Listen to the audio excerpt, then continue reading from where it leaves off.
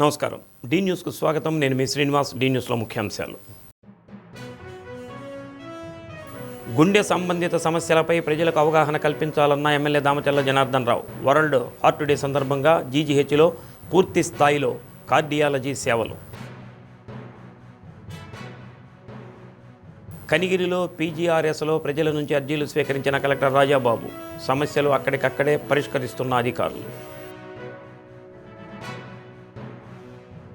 GST సంస్కరణలపై ప్రజలకు అవగాహన కల్పించేందుకు నగరంలో ర్యాలీ. కలెక్టరేట్ వద్ద జెండా ఊపి ర్యాలీని ప్రారంభించిన జేసీ గోపాలకృష్ణ. గుండెకు సంబంధించిన సమస్యలతో ప్రపంచవ్యాప్తంగా సుమారు 20.5 మిలియన్ల మంది చనిపోతున్నారని, దీనిని దృష్టిలో ఉంచుకొని ప్రజలకు మరింత అవగాహన కల్పించాలని శాసనసభ్యులు దామచర్ల జనార్దన్ రావు అన్నారు. వరల్డ్ హార్ట్ డే సందర్భంగా జీజీహెచ్ కార్డియాలజీ విభాగం ఆధ్వర్యంలో ఏర్పాటు చేసిన కార్యక్రమంలో ఎమ్మెల్యే ముఖ్య అతిథిగా పాల్గొని మాట్లాడారు. జీజీహెచ్లో 2018 నుంచి కార్డియాలజీ విభాగం ఏర్పాటు చేశారని అన్నారు. పూర్తి స్థాయి అధునాతన పరికరాలతో అత్యున్నత స్థాయిలో ఇక్కడ గుండెకు సంబంధమైన చికిత్సలు అందిస్తున్నట్టు తెలిపారు. ప్రతిరోజు వందల సంఖ్యలో ప్రజలు వస్తుంటారని, వీరికి గుండె సంబంధిత సమస్యలపై అవగాహన కల్పించాలని కోరారు. జీజీహెచ్ అభివృద్ధికి తన వంతు సహకారం అందిస్తానని హామీ ఇచ్చారు. ఈ కార్యక్రమంలో superintendent Manikya Rao, deputy superintendent Namineni Kiran Kumar, RMO Madhavilatha, AO Adaiah, cardiology విభాగం హెచ్ఓడి వెంకటేశ్వరరావు తదితరులు పాల్గొన్నారు.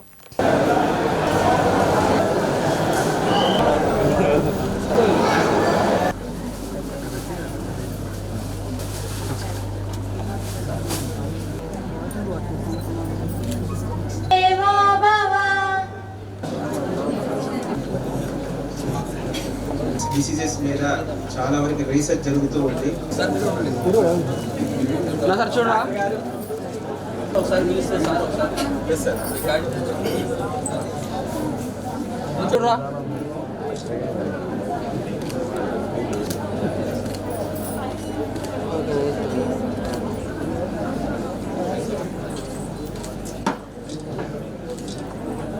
ఇక్కడ మన వెంకటేశ్వరరావు గారు కానీ, డాక్టర్స్ కానీ, స్టాఫ్ కానీ అందరూ కూడా బాగా చేయటం, అదేవిధంగా అన్ని విధాలుగా కూడా పేద ప్రజలు వచ్చే జీజీహెచ్లో అన్ని కార్యక్రమాలు కూడా జాగ్రత్తలు తీసుకోవటం వల్ల మనకి 2018-19లో ఫస్ట్ సారి 2 చిల్డ్రన్స్కి హార్ట్ హోల్ కూడా ఆ రోజు మనం చేయటం జరిగింది ఫస్ట్ టైం. తర్వాత మనకి యాంజియోగ్రామ్స్ కూడా 251 యాంజియోగ్రామ్స్ చేశారు ఇప్పటి వరకు. ఆ తర్వాత ఆపరేషన్స్ కూడా 11 దాకా ఈరోజు ఆపరేషన్స్ చేశారు. ఎందుకంటే బయట ఎక్కడా లేని విధంగా ఈరోజు మన దగ్గర స్టాఫ్ ఉన్నారు, మంచి డాక్టర్స్ ఉన్నారు, అన్ని విధాలు కూడా ఎక్విప్మెంట్స్ అన్నీ ఉన్నాయి. కాబట్టి మీరందరూ కూడా ఇంకా జీజీహెచ్కి మంచి పేరు తీసుకురండి, మంచిగా పేద ప్రజలకు సర్వీస్ చేయండి. దానికి మించింది లేదు. ఈరోజు 400 మంది పైన నర్సెస్ ఉన్నారు, 250 మంది డాక్టర్స్ ఉన్నారు. ఏ ప్రైవేట్ హాస్పిటల్స్లో కూడా ఇంతమంది లేరు. కాబట్టి ఎక్కువ ప్రికాషన్ తీసుకోవాలని చెప్పి కూడా తెలియజేస్తూ, ఏదన్నా కూడా ముందుండి తప్పకుండా ప్రికాషన్ తీసుకుంటాం, అన్ని విధాలుగా కూడా ఈ జీజీహెచ్ ముందుకు తీసుకెళ్ళడానికి నా వంతుగా కృషి చేస్తామని చెప్పి కూడా తెలియజేస్తూ సెలవు తీసుకుంటాం. 29th జరుపుకుంటాం సార్. దీంట్లో భాగంగా మేము అనుకున్నాము సార్ను పిలిచి, గవర్నర్ని, కలెక్టర్, జిల్లా కలెక్టర్ గారిని పిలిచి సార్ని కూడా మేము పోయి ఇన్వైట్ చేయడం జరిగింది. సార్కి ఈరోజు సోమవారం రాలేదు నేనని చెప్పినారు. సార్ని ఇద్దరిని పిలిచి మా యొక్క సమస్యలు ఏమైనా కొన్ని చిన్నవి ఉన్నాయి సార్, అవి మీ దృష్టికి తెచ్చి, actually this hospital is established in 2008 sir, and later converted as RIMS, later converted as GGH in 2018. Now it is the occupancy of the hospital is around 700 sir, and best it is only 500. And sir, to tell some of the salient features of the hospital. Any time మనం హాస్పిటల్లోనే కాదు, బయట మనం ఎక్కడికి వెళ్తున్నా ఎప్పుడైనా ఏదైనా ప్రమాదంలో ఉన్న వ్యక్తిని మనం కాపాడగలం ఆ సిపిఆర్ నేర్చుకుంటే. ఈరోజు మనం చాలా వీడియోస్ చూస్తూ ఉంటాము. ఎందుకంటే మనం రైల్వే స్టేషన్లో వెళ్తున్నప్పుడు ఒక పేషెంట్ పడిపోతే పక్కన వాళ్ళు ఎట్లా సిపిఆర్ చేసి బతికించారో, మనం వాళ్ళకన్నా మనకు ముఖ్యం అది. ఎందుకంటే వీఆర్ పార్ట్ ఆఫ్ మెడికల్ ఫీల్డ్లో ఉన్నాం కాబట్టి మనం కూడా అది నేర్చుకోవాలి, కంపల్సరీగా చేయాలి. అది మీ అందరూ ఈరోజు ఈ డేని యూటిలైజ్ చేసుకొని ఈ సర్వీసెస్ ఇట్లానే మన క్యాత్ ల్యాబ్ చాలా అద్భుతంగా చేస్తుంది. First of all I want to congratulate the department of cardiology, Venkateswara Rao garu, Mahesh garu, అట్లానే మన నర్సింగ్ స్టాఫ్, మన క్యాత్ ల్యాబ్ టెక్నీషియన్స్ అందరూ who are involved in the cath lab లో ఉన్న ఇన్వాల్వ్మెంట్ ఉన్న ప్రతి ఒక్కరికి నేను అప్రిషియేట్ చేస్తూ కూటమి ప్రభుత్వం నవంబర్ నుండి యూనిట్కి 13 పైసల చొప్పున విద్యుత్ ఛార్జీలు తగ్గిస్తున్నట్లు విద్యుత్ శాఖ మంత్రి గొట్టిపాటి రవికుమార్ తెలిపారు. గత వైసీపీ ప్రభుత్వం 5 ఏళ్ల కాలంలో 9 సార్లు విద్యుత్ ఛార్జీలు పెంచిందని విమర్శించారు.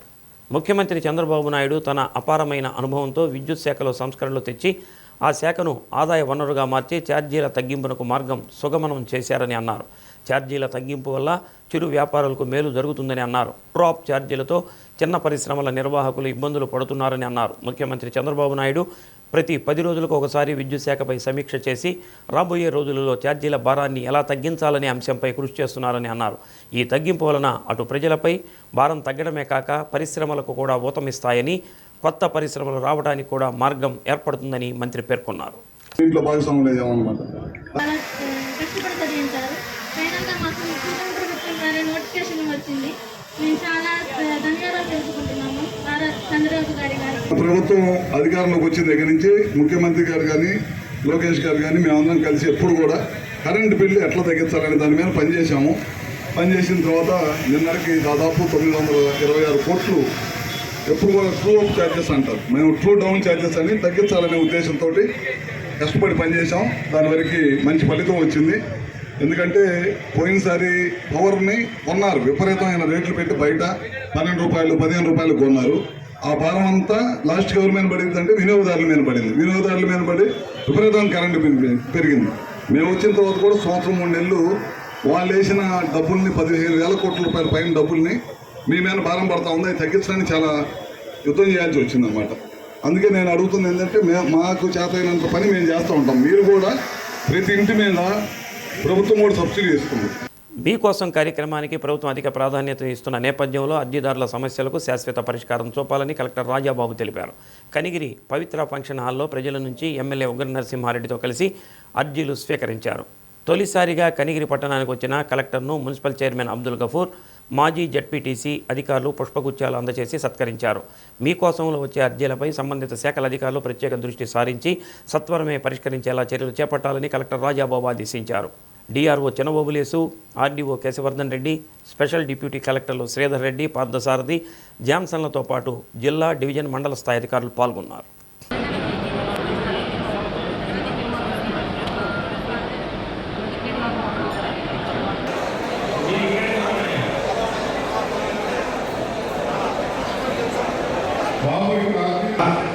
ఎన్డీఓలు ఎంఆర్ఓలు కూడా ఇక్కడికి రమ్మని చెప్పారు. వాళ్ళందరూ కూడా వచ్చారు. అర్జీదారులు తమ యొక్క సమస్యలకు సంబంధించి మన స్టేజ్కి రైట్ సైడ్ ఉండేటువంటి ఫంక్షన్ హాల్లో ఈ యొక్క అర్జీలకు ఎంటర్ చేసుకోవడం, అంటే రిజిస్టర్ చేసుకోవడం, అక్కడ చెక్ లిస్ట్ రాస్తారు. ఆ చెక్ లిస్ట్ తీసుకొని సంబంధిత శాఖ అధికారుల దగ్గరికి వెళ్ళి ఫైలింగ్స్ రాసుకొని స్టేజ్ మీద ఉన్న కలెక్టర్ గారి దగ్గరికి రావాల్సిందిగా. కేంద్ర ప్రభుత్వం తీసుకొచ్చిన జీఎస్టీ సంస్కరణ ఫలాల గురించి విస్తృతంగా ప్రజలకు అవగాహన కల్పించాలని జాయింట్ కలెక్టర్ ఆర్ గోపాలకృష్ణ అన్నారు. జీఎస్టీ సంస్కరణపై ప్రజలకు అవగాహన కల్పించే లక్ష్యంతో ఏర్పాటు చేసిన ర్యాలీని కలెక్టరేట్ వద్ద జేసీ జెండా ఊపి ప్రారంభించారు. ర్యాలీలో మెప్మా పొదుపు సంఘాల మహిళలు, వివిధ వాణిజ్య సంఘాల ప్రతినిధులు పాల్గొన్నారు. కలెక్టర్ కార్యాలయం వద్ద ప్రారంభమైన ర్యాలీ అద్దంకి బస్టాండ్ వరకు సాగింది. జీఎస్టీ సంస్కరణలపై ప్రజలకు అవగాహన కల్పించడానికి రాష్ట్ర ప్రభుత్వం సూపర్ జీఎస్టీ, సూపర్ సేవింగ్స్ పేరుతో నెల రోజుల పాటు పెద్ద ఎత్తున అవగాహన కార్యక్రమాలు నిర్వహిస్తుందని జేసీ తెలిపారు. ఈ కార్యక్రమంలో Nellore deputy commissioner Satyaprakash, municipal commissioner Venkateswara Rao, వాణిజ్య పన్నుల అధికారులు రవికుమార్, సిహెచ్ కోటేశ్వరరావు సిబ్బంది తదితరులు పాల్గొన్నారు.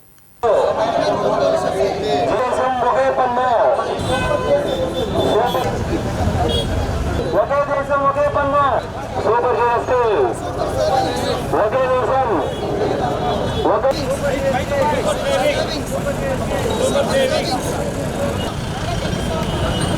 పన్నులు, తక్కువ పన్నులు.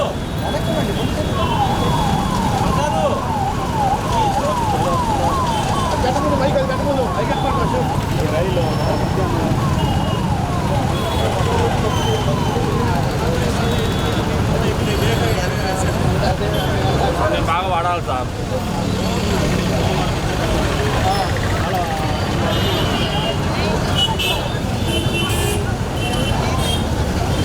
జిఎస్టీ సంస్కరణలు చేయడం జరిగింది. అందులో భాగంగా రాష్ట్ర ప్రభుత్వం కూడా సూపర్ జిఎస్టీ సూపర్ సేవింగ్ పేరిట నెల రోజుల పాటు ఈ కార్యక్రమం నిర్వహించి జిఎస్టీ సంస్కరణలు ఏవైతే ఉన్నాయో అవి సామాన్య ప్రజలందరికీ అవగాహన అయ్యేటట్లు అందేటట్లు ఒక బృహత్తరమైనటువంటి కార్యక్రమాన్ని నిర్వహించమని ఆదేశాలు జారీ చేశారు. సెప్టెంబర్ 21 నుంచి అక్టోబర్ 19 వరకు ఈ కార్యక్రమాలు వేరువేరు వారాలుగా 4 వారాల్లో 4 థీములుగా పెట్టుకొని మనం చేయడం జరుగుతుంది. మొదట థీమ్ అయితే ఇంటింటికి జిఎస్టీ ఫలాలు. అంటే ఈ జిఎస్టీ సంస్కరణలు అంటే స్లాబ్స్ రేట్స్ తగ్గించడం వల్ల మరి గృహిణులకు గృహ నిత్యావసర సరుకుల వారికి ఏ విధంగా మేలు చేకూరుస్తుంది, ఎంత సేవింగ్ అవుతుందనే కార్యక్రమాలు మొదటి వారంలో ఉంటాయి.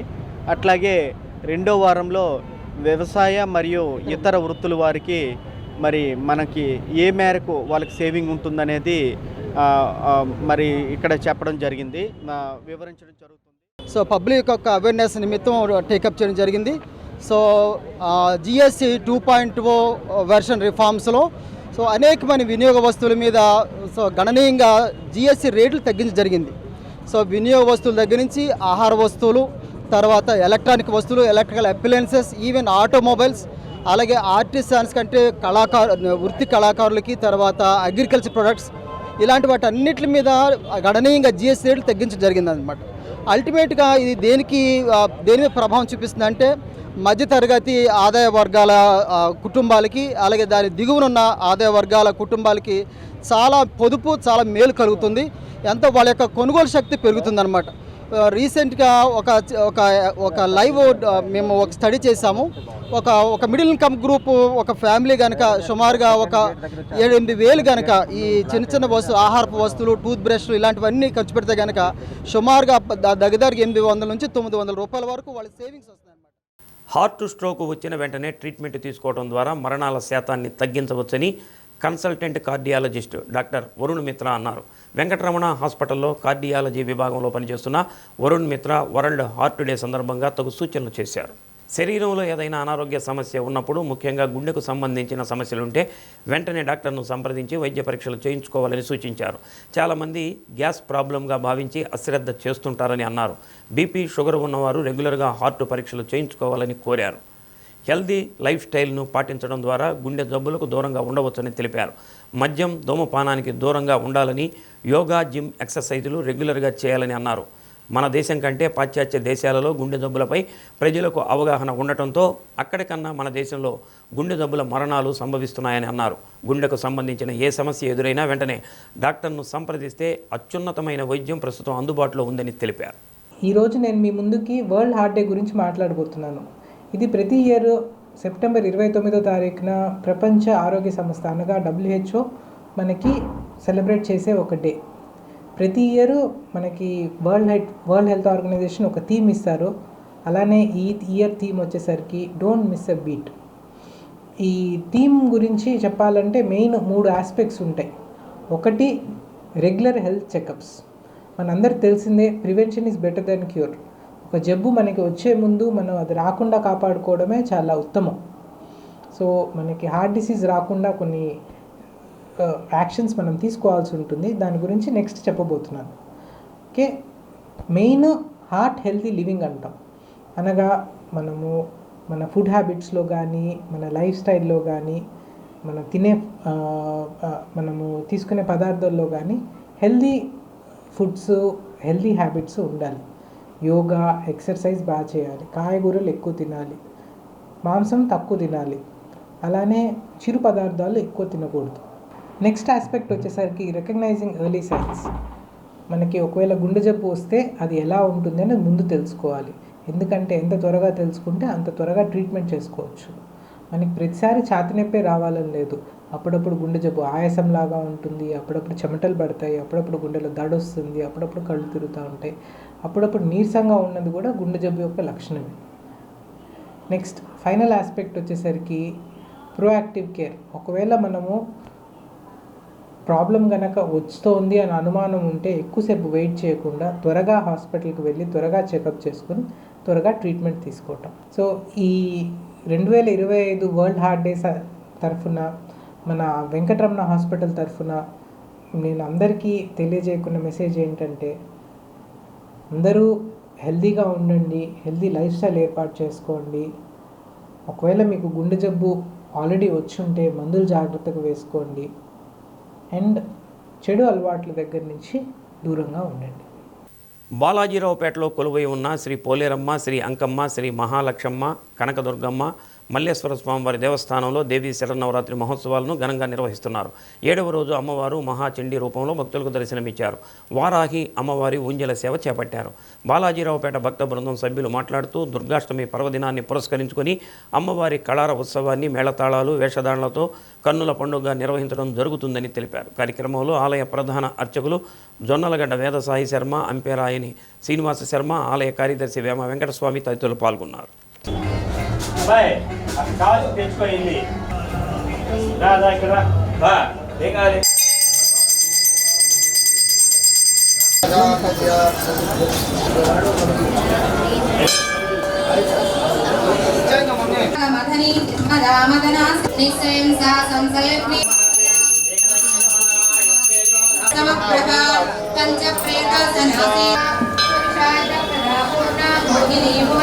కమిటీ వారి సహకారంతో ప్రతి సంవత్సరము కూడా ఈ సంవత్సరం 30/9/2025 నాడున శ్రీ కనకదుర్గా అమ్మవారి కలవరోత్సవము రాత్రి 9 గంటలకి నగరోత్సవం జరుగుతుంది. దీనికి వేలాది మంది భక్తులందరూ కూడా పాల్గొని అమ్మవారి కృపకు పాత్రలు కాగలుగుతున్నారు. ప్రతి ఏటా కూడా ఈ అమ్మవారి కార్యక్రమాలు విశేషంగా అలంకారములతో జరుగుతున్నాయి. కాబట్టి 50 మంది భక్తులు కూడా బాలాజీరావుపేటలో వేయించేసి ఉన్న శ్రీ కనకదుర్గా అమ్మవారి దేవస్థానాన్ని సందర్శించి అమ్మవారి యొక్క అనుగ్రహానికి కృపకు పాత్రులు కాగలరు. లాయర్పేట సాయిబాబా మందిరంలో దేవీ శరన్నవరాత్రి ఉత్సవాల్లో భాగంగా శ్రీ రాఘవ కూచిపూడి నృత్య సంగీత కళానిలయం విద్యార్థులు నృత్య ప్రదర్శన నిర్వహించారు. గురువు సాయి శ్రావ్య శిష్య బృందం కూచిపూడి నృత్య ప్రదర్శన చేశారు. గణేష పంచరత్నం, అష్టలక్ష్మి, మహాలక్ష్మి, రాజరాజేశ్వరి అష్టకం, కృష్ణలీలపై కళాకారులు అలేఖ్య, జైక్రిత్ సాయి, లాస్య, తన్మయి, సంజన, అనుజ్ఞ, లలిత, సింధు, శాన్విక, విష్ణుప్రియ, దీపిక, అశ్రిత చేసిన నృత్యాలు అలరించాయి. లాయర్పేట సాయిబాబా మందిరం నిర్వాహకులు కళాకారులను సత్కరించారు.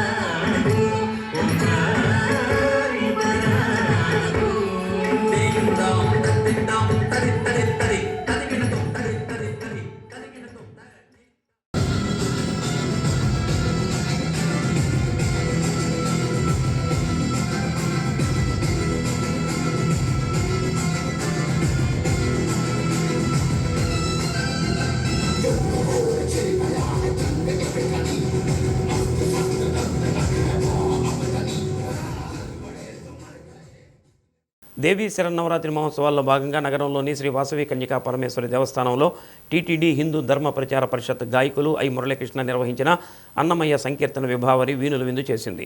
తబలాపై పాండురంగారావు, కీబోర్డుపై ఎస్కే బాబు వాద్య సహకారాన్ని అందించారు. దేవస్థానం నిర్వాహకులు గాయకుడు మురళీకృష్ణను అమ్మవారి శేషవస్త్రంతో సత్కరించారు.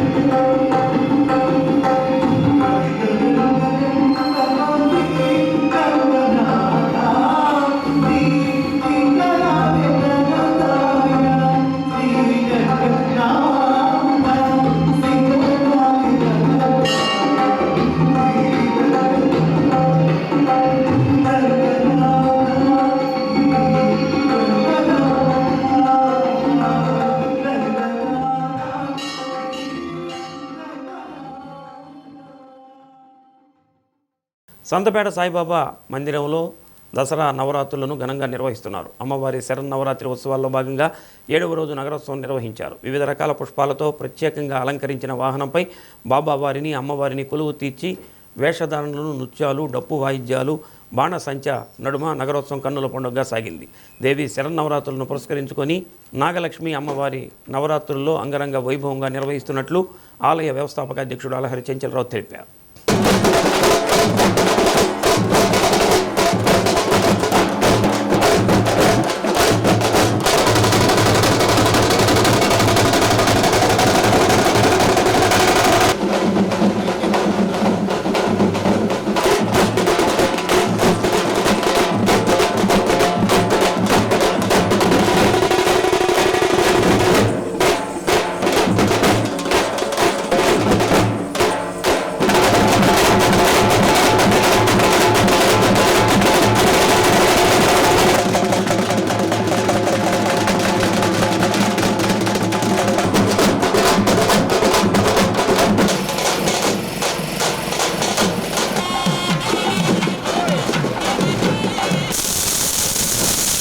మన ఒంగోలు సంతపేట షిరిడి సాయిబాబా మందిరంలో బాబావారి ఆరాధన మహోత్సవాలు మరియు శరద్ నవరాత్రి సందర్భంగా 11 రోజులు యొక్క విశేష కార్యక్రమాలు ఏర్పాటు చేయడం జరిగింది.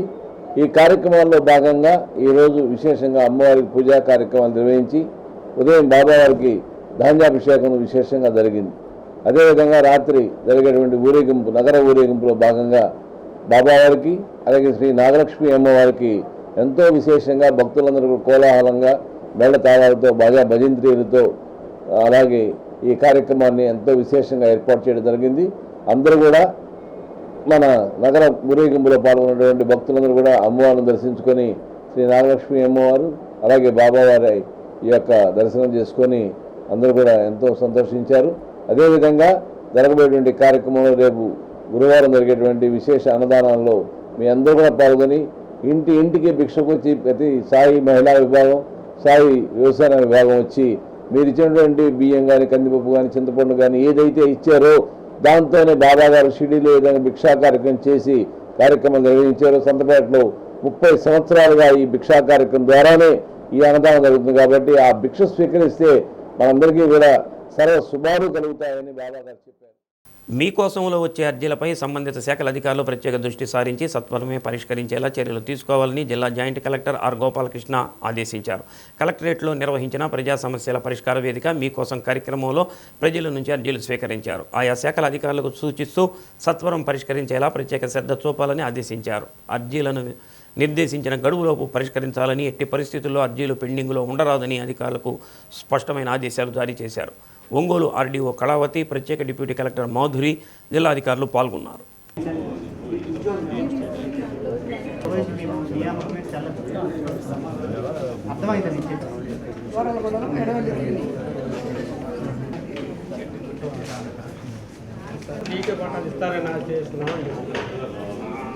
So parliament survey number 392/97/2.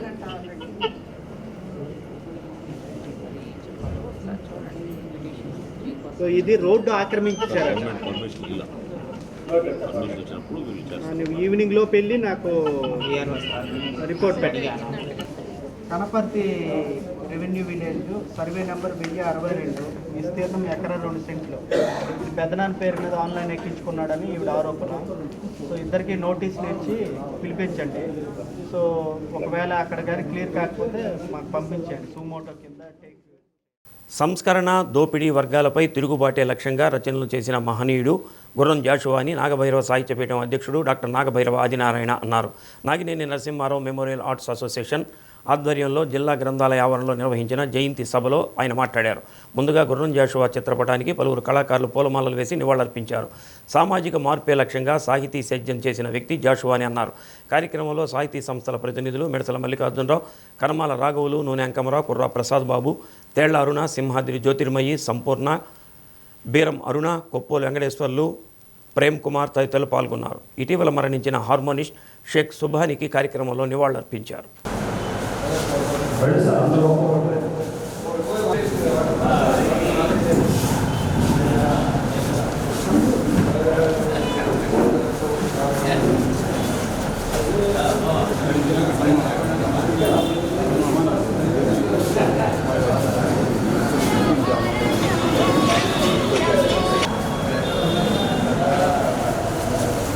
చేశాడు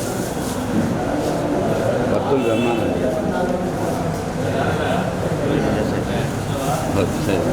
ఇంటికి కాసి తీసేది.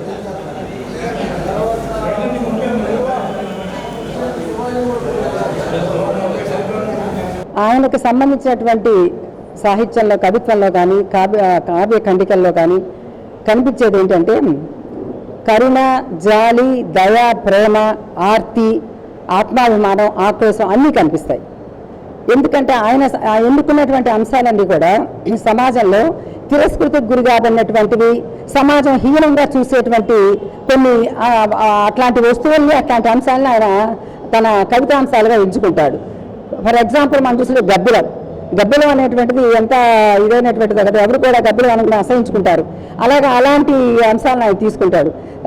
అది ఆయన కవిత్వంలో ఉన్నటువంటి ఒక ప్రత్యేకత అని చెప్పుకోవచ్చు.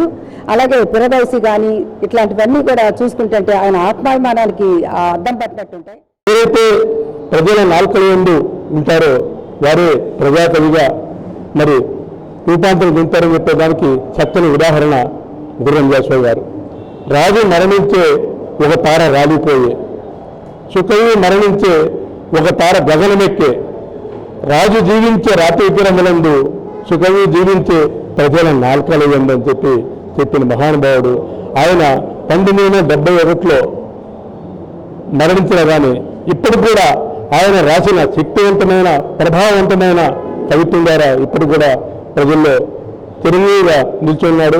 ఆ మహానుభావుడికి ఈ రోజున నాగినేని నరసింహరావు మెమోరియల్ ఆఫ్ తరఫున నివాళులర్పించడం చాలా ఆనందంగా భావిస్తూ సెలవుకుంటున్నాను. దేవీ శరన్నవరాత్రుల్లో భాగంగా కేశవస్వామిపేటలోని శ్రీ లలిత విజ్ఞాన కేంద్రంలో ఆధ్యాత్మిక ఉపన్యాసకులు అగస్త్యరాజు శివ దుర్గా వైభవం అనే అంశంపై ఆధ్యాత్మికంగా ప్రసంగించారు. నవరాత్రుల్లో దుర్గగా ఆరాధనలోని సామాజిక, వైజ్ఞానిక, ఆధ్యాత్మిక ప్రయోజనాలు, దుర్గా నామ రూపతత్వం, నవదుర్గా అవతార విశేషాలను వివరించారు. ఆశ్రమం నిర్వాహకురాలు శ్రీ విజ్ఞానంద సరస్వతి మాతాజీ అగస్త్యరాజు శివను సత్కరించారు. కమిటీ సభ్యులు చింతలపూడి అప్పారావు, మైనంపాటి సాయి కుమార్ తదితరులు పాల్గొన్నారు. రోగాలు తెచ్చేటువంటి వాతావరణం అంటే రోగాలు సంక్రమించేటువంటి అధికంగా వాతావరణం. ఈ వాతావరణం కనుక అధిగమించాలి అంటే రోగనాశినటువంటి దుర్గా అమ్మవారిని ఆరాధించాలి. అందువల్లే దేశవ్యాప్తంగా మనం ఈ 15 రోజులు అమ్మవారిని ఆరాధిస్తాం. అలాగే ఇంకొకటి ఆశ్వీజ శుక్ల పాడ్యమి నాడు యముడు దంష్టాలు 2 ఉంటాయి యమధర్మరాజుకి, ఇటు కుడివైపు ఎడమవైపు.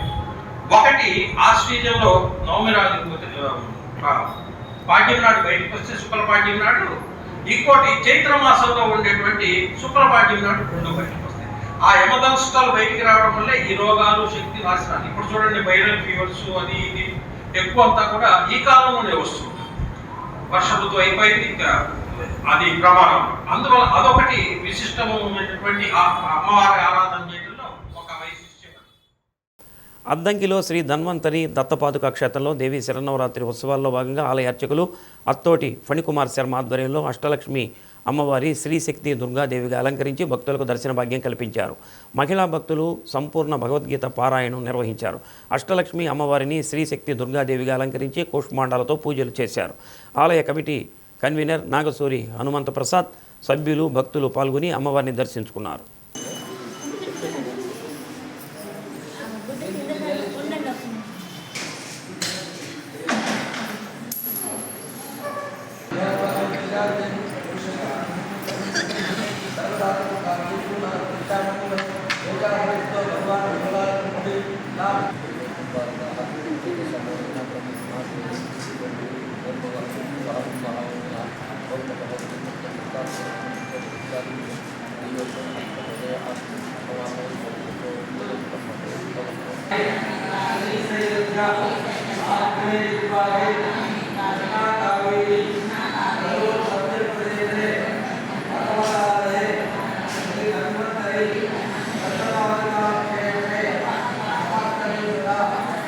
ఈరోజు దేవీ శరన్నవరాత్రి పురస్కరించుకుని స్థానిక ధన్వంతరి దత్తపాదుక క్షేత్రంలో శ్రీ అనఘాలక్ష్మి అమ్మవారికి మహాకాళి శక్తి దుర్గి అవతారంలో అమ్మవారు దర్శనమిస్తున్నారు.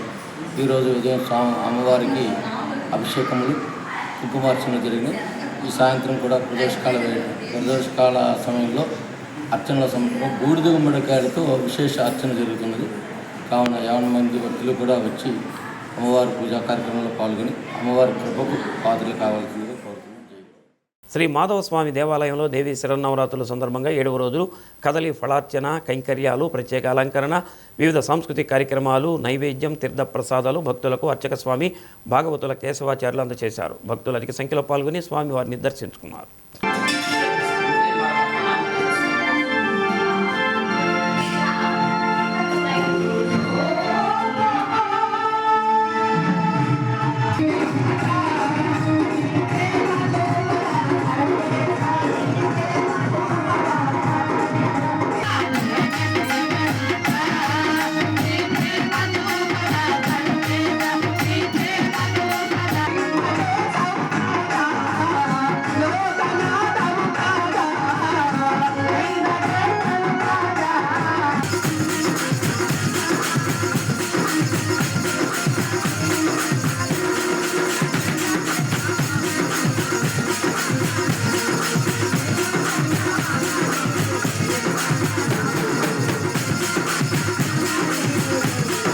అద్దంకి పట్టణమునందు అనాదిగా వేంచేసి ఉన్నటువంటి శ్రీభూరాజ్యలక్ష్మీ సమేత మాధవస్వామి దేవస్థానమునందు దేవీ శరన్నవరాత్రి మహోత్సవాన్ని పురస్కరించుకొని ఈ రోజున 7వ రోజు ప్రత్యేకించి స్వామివారికి, రాజ్యలక్ష్మీ అమ్మవారికి, అటు ప్రసన్నాంజనేయ స్వామివారికి దేవాలయంలో ఉపదేవాలయంగా ప్రతిష్ఠితమయ్యి ఉన్నటువంటి సువర్చల సమేత ప్రసన్నాంజనేయ స్వామివారికి కూడా విశేషించి కదలీఫల అర్చన ఏర్పాటు చేయడం జరిగింది. కనుక భక్తులందరూ కూడా ఈ నవరాత్రుల్లో జరిగేటువంటి ప్రతి దేవాలయమునందు జరిగేటువంటి అన్ని విశేష కైంకర్యములను, అలంకారములను తిలకించి ప్రతి ఒక్కరూ కూడా భగవత్ కృపకు పాత్రుడు కావలసిందిగా మరీ కోరుచున్నాం. దేవీ శరన్నవరాత్రి ఉత్సవాల్లో భాగంగా 7వ రోజు శ్రీ వాసవి కన్యకాపరమేశ్వరి దేవస్థానంలో అమ్మవారు భద్రకాళి అవతారంలో భక్తులకు దర్శనమిచ్చారు. అర్చకులు స్వర్ణ సుబ్బారావు సౌందర్య లహరి పారాయణ చేశారు. భక్తులు పెద్ద సంఖ్యలో పాల్గొని అమ్మవారిని దర్శించుకున్నారు.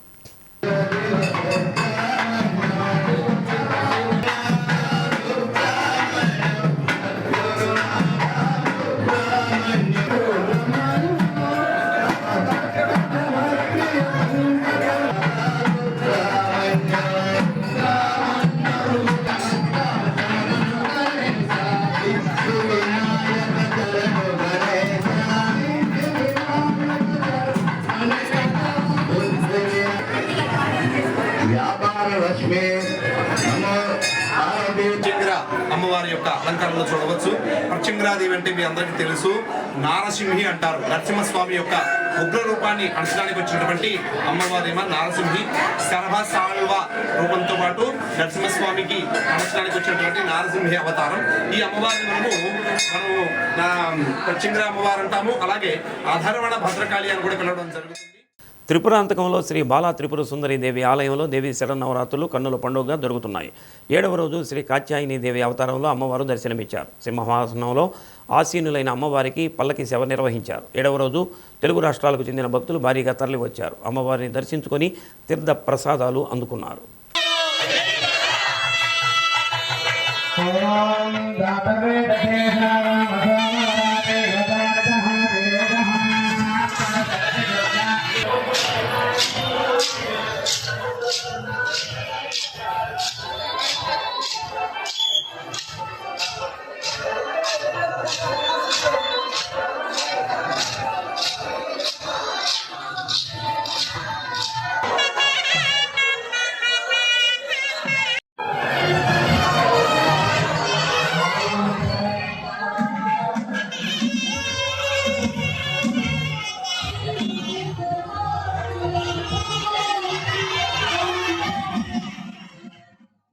చేమకుర్తి శ్రీ అభయాంజనేయ స్వామివారి దేవస్థానంలో దేవీ శరన్నవరాత్రులు ఘనంగా నిర్వహిస్తున్నారు. అమ్మవారు మహాచండీ అవతారంలో దర్శనమిచ్చారు. చిన్నారులు ప్రదర్శించిన కూచిపూడి నృత్య ప్రదర్శన పలువురిని ఆకట్టుకుంది. కార్యక్రమంలో అధిక సంఖ్యలో భక్తులు పాల్గొన్నారు.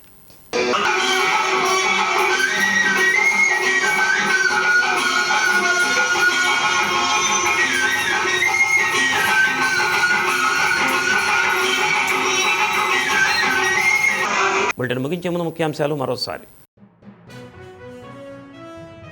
గుండె సంబంధిత సమస్యలపై ప్రజలకు అవగాహన కల్పించాలన్న MLA Damacharla Janardhan Rao. World heart day సందర్భంగా జీజీహెచ్లో పూర్తి స్థాయిలో కార్డియాలజీ సేవలు. కనిగిరిలో పీజీఆర్ఎస్లో ప్రజల నుంచి అర్జీలు స్వీకరించిన కలెక్టర్ రాజాబాబు. సమస్యలు అక్కడికక్కడే పరిష్కరిస్తున్న అధికారులు. జీఎస్టీ సంస్కరణలపై ప్రజలకు అవగాహన కల్పించేందుకు నగరంలో ర్యాలీ. కలెక్టరేట్ వద్ద జెండా ఊపి ర్యాలీని ప్రారంభించిన జేసీ గోపాలకృష్ణ. డీ న్యూస్లో నేటి మాట. గెలిచినోడు గాడిద గురించి చెప్తుంటే గొప్పగాను, ఓడినోడు ఓంకారం గురించి చెప్పినా చెత్తగా అనిపిస్తుంది. అదే గెలుపుకు ఓటమికి గల తేడా.